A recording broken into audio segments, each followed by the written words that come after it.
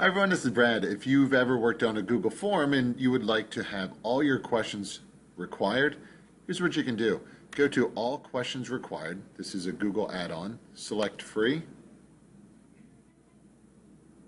And what you'll need to do is you'll need to allow permission to run. Give it a little bit of time. Select your account. You'll then have to allow the add-on.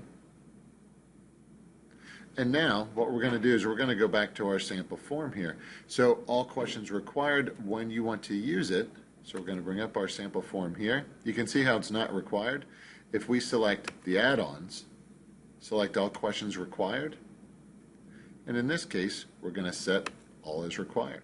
You can see it toggles off, and when I want to add a new question, scroll down here a little bit, it's automatically required. So there you go. If you have any questions, let me know. Thanks for watching. Take care. Bye-bye.